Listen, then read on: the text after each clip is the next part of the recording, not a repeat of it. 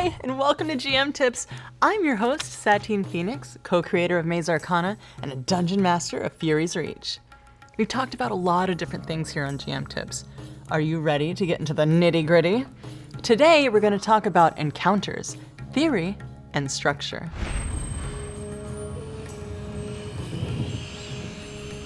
What do you think about when you hear the word encounter? Usually it's, get your dice out, it's fighting time. But encounters are more than just places to kill things and gain items and XP.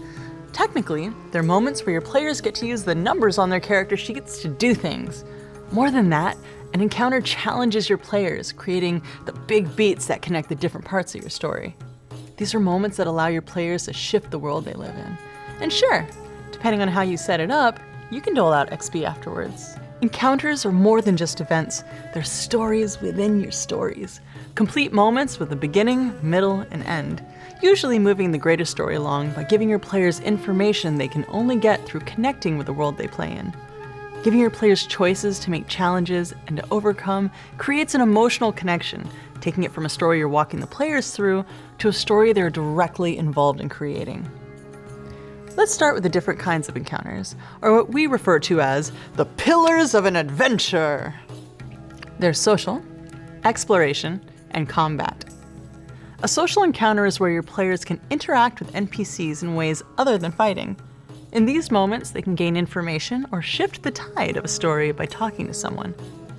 Whether the conversation is interrogating an enemy or weaving your way around a party to find which noble is more likely to have hired an assassin to kill the king, these moments are ways your players can reveal big pieces of the story through intimidation, persuasion, or other negotiative skills. In the last game I DM'd, the players walked into a room and came across a baby red dragon after having killed a baby froghemoth. So cute and small. One of the players decided to talk to the dragon instead of fighting it, finding out it had been kept for the harvesting of its scales. The party then realized that they were in a harvesting nursery. They could have found this information by just killing both creatures and searching the bodies. But by making the creature available to talk to, they now had an emotional connection to the story, feeling sad for the dragon and wanting to free it and any number of creatures they would find. An exploration encounter is a way for the players to gain knowledge about the world they play in. Usually reconnaissance, but also revealing new locations or finding puzzles or traps that will affect the direction of the story. After learning about the red dragon, the party became cautious about moving through the rooms of the floor they were on. Rather than kicking down the doors, they went through each room sneakily to find out what was within. From the various creatures that were being kept, one of the characters recognized that each creature had within them an exotic ingredient to an elixir. Who was keeping these creatures? What elixir could they be making? Why was this place guarded by spiders and driders? And why did they wake up in a room with a table full of pastries in the first place? The group had so many questions after exploring the floor, the story was unraveled by revealing different parts of the environment. Combat encounters. Get your weapons out, it's time to fight. There's more to it than that. It's a challenge that engages the brawn of the characters, allowing them to do things they usually don't do in real life. Kill monsters with weapons, fists, or magic. The design of these types of encounters can be pretty elaborate, and we'll talk more about this later in the show with our special guest. But what I like about combat encounters is watching what the players choose to do when they run out of spells or resources. That moment where they realize the monsters they just wasted their big spells on were just scouts who had alerted the raiding party, and they wouldn't have time to flee or rest or find healing potions. Here they find out that the bad guys were more organized than they thought, learning this from who they ended up fighting and their fighting styles. See, encounters are important to role-playing games. The adventurers learn about the world and their fellow players, and about themselves. Your players learn that the choices they make have lasting impressions on the world. They learn the importance of resources and value the limitations of their characters. They become aware of consequences from their actions between each other and in relationship to the world. I could roll on, but instead, let's discuss this with a DM and co-creator of Maze Arcana, actor, screenwriter, and my best friend in the whole world, Ruty Rutenberg! Yay! And that's really the most important part, right at the end. Just made that up right there. We talked about the basic pillars of adventure. Social, exploring, and... Everybody's favorite. Combat! Combat! Yes, combat. So why don't you elaborate on that a little bit? I feel like you have a lot of information. I could probably talk about it for an hour plus. Yeah, let's do 5 Okay, minutes. 5 hours? Minutes. Okay. So what you're talking about, a lot of people consider to be encounters, right? But a lot of people think of encounter meaning specifically combat, combat only. So it's really important for a DM to understand the differences between doing your social encounters, your exploration encounters, and your combat encounters, but also for them to all be story-driven. So in order to do that, you really have to know your players, you have to know the story you want to tell, but you also have to know the story they want to tell, because it's a collaborative thing. So once you can hammer that down, you can go ahead and start designing the way that you want your encounters to run.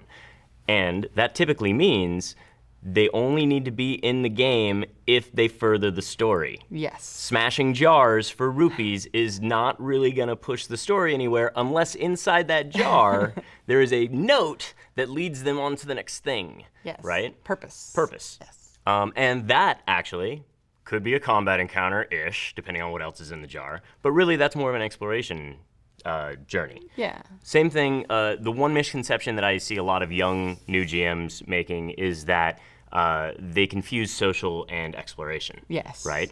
So exploration is basically any time you're doing recon. And that's that can be out in the forest or whatever.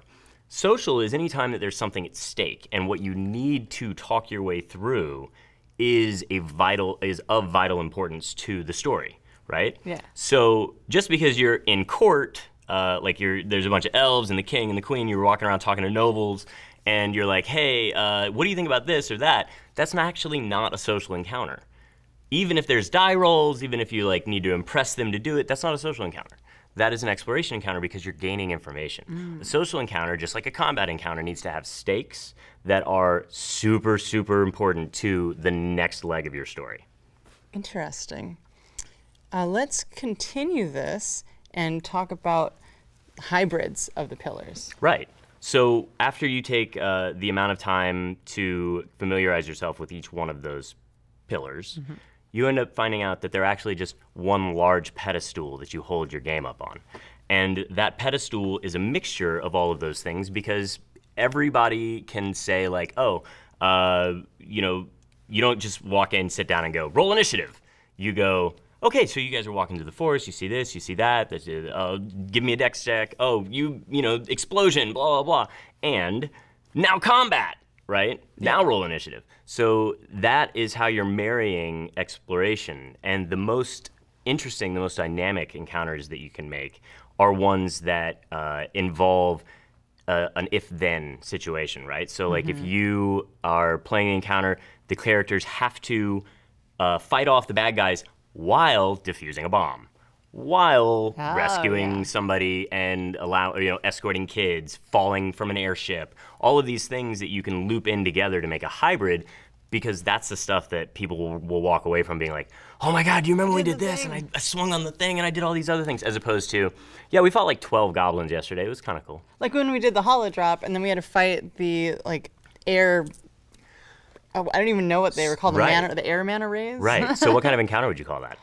Well, I guess that would be, it was combat. No, it wasn't a combat. Well, it's exploration for the most part. Yeah. With traps. So the monsters were traps. Yeah, basically. So that's kind of a good way that you can look at each individual leg of the encounter is by thinking, well, what kind of a trap could I place in this thing? For the most common traps are exploration traps. You have, you're walking through a thing, you step on a glyph and it goes, then there's bouncing betties and they get your whole team. So that's the most common type of trap, is something while you're out walking around. The next type for combat would be where you're using that hybrid system and you're saying, oh, ambush, right? So you get lured into a space, even if you're already in initiative, you're already running through things. If they lure you in with that one goblin that's running away, maybe there was a reason he was running. In fact, there should be a reason why he's running. And maybe that's to lure you into murder holes, right? So you've got that stuff going on, and then the trap that you would use for social, do you have any clues or ideas that you might want to do for that? I feel like you have 20 of them. I have all of them. Okay, so for a social encounter, the type of trap that you really want to evaluate when you're running those social encounters is what kind of a trick can you play on them But you have to make sure that the information is there in advance to do that little looping around, because NPCs love being able to, people love to think that they're outsmarting the DM, right? Yeah. Very easy for us to twist a little thing and like, well, you just got lured into this espionage situation. Gotcha. And right, exactly. It's just a gotcha thing right there. We fed you information on purpose. All right, Ruty Rutenberg. Yes. What does your pre-game house rule look like? We've already done that. Can I just tack that onto my GMS out of here? Okay. Cool. All right. Favorite GM moment, but since you've already said it, favorite GM moment at Stream of Annihilation. Oh, we're going to narrow it down. Okay. Yeah. So, this one is going to be a favorite GM moment because it was all GMs at the table. Okay, that's cool. So, we got to play this thing called One Grung Above. And it was you, me, Mark, Holmes, Matt Koval, Lauren Obo Crazy. Who else? We had two other. Adam Koval.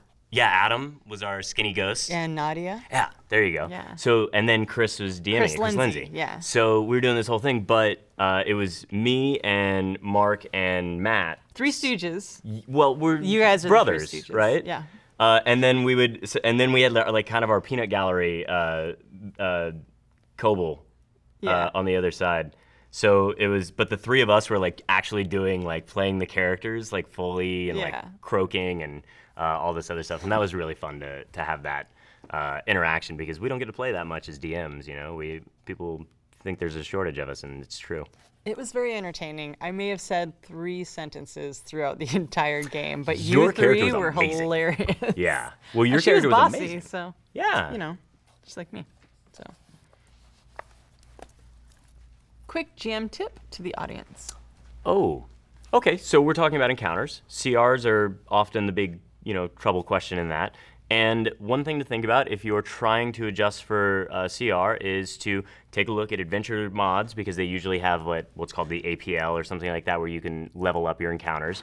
The other thing that you can do is to make sure that you know your players, you know what their classes are, their multi-classes, what abilities are going to come in, because sometimes that alone, no matter what level they are, that alone will increase your power level.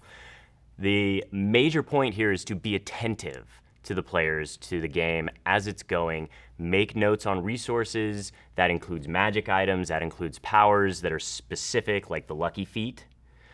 Because those things are all going to adjust how much you need to tweak things going from one encounter to the next. And you should always be changing your encounters the moment you're putting them up. Like as soon as they finish one encounter, you'll have the resources in front of you to know what the next encounter, how you should be rating that. That's a really good tip. I use it. That was a very informative episode. Thank you, Ruty Rutenberg. And that's the end of our show today. You can find Ruty at Ruty Woot on Twitter. And as always, I'm Satine Phoenix, and you can ask me questions with the hashtag AskSatine. You can watch more of these super fun GM tips on Geek and Sundry and find us, as always, Sundays on Maze Arcana's Orphan Echo and Dungeon Mastering Fury's Reach on Tuesday and Wednesday on twitch.tv/DND. Ruty! Are you excited about your thing? I'm excited about all the things. Okay. I want you to do one thing for me, please. I already rolled up my sleeves. Okay, one more thing. Oh, what's that? Would you please jam us out of here? That's why I rolled up my sleeves.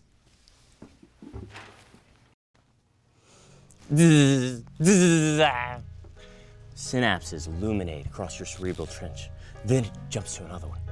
Your mind wakes, yet you see black. A long overdue breath fuels the next one. Like a summer stream, the memories begin to trickle in.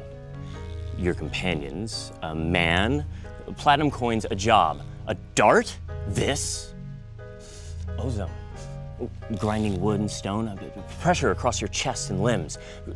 Ooh, your vertebrae are pleading, help, help me. Brittle sleep grates against your eyes between the lids and the torchlight. You tilt right, the gurney is below you and pictures and charts are moving past. To your left, you see a prickly hand guiding the gurney, but only a burlap hump every other step. It rises and falls, and he notices. Ooh, goody! Awakey! The grip tightens, the hunch interval. Your breath and the gurney quicken. You wham into the double doors. Spinning around, you see luminescent vials and potions. Right as you hit to a halt, the gurney pops up. Gurney locks in place. You begin to rise. A shadowy figure moves to a lever. Lightning arcs behind it like a synapse. He flips it. Ah! A thunderous light show symphony jolts through you, and then, between your convulsions, in the corner of your eye, what do you see?